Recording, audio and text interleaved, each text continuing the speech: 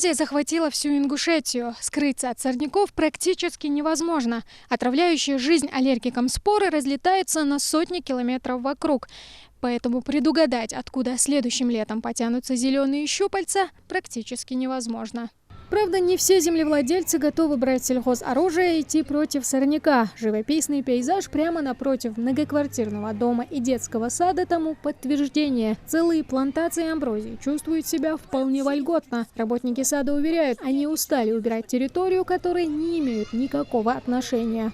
Убирали прилегающую территорию, хотя эта территория не наша. Уже нам тоже, как говорится, надоело, и мы оставили вот эту вот территорию. Эта территория относится вот к новому, не знаю, как даже назвать, это городок, микрорайон, не знаю.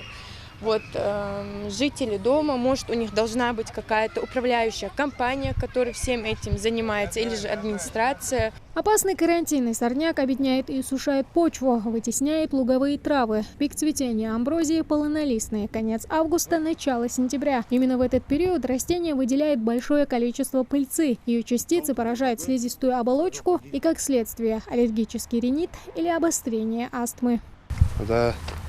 برضه استقصاء كل جد أتحش جوجد قراءة حتى نجيرك دم بيها است كاميرا برضه خاص سونر ونتير ده يشون جوج مالدره جد جوي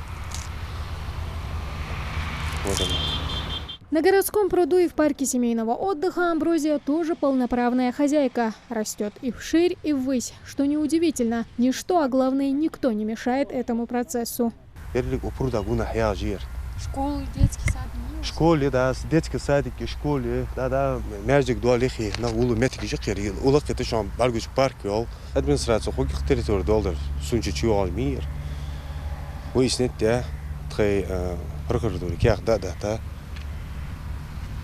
уна дедеж до вот теха, я да яхта, предупреждения, предписания.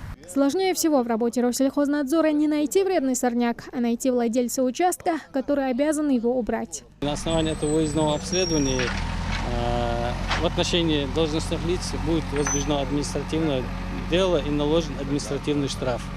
И сделаем так, что вот эти будет выдано, они будут заставим их сделать, чтобы они убрали вот эти очаги, которые мы наблюдаем сегодня.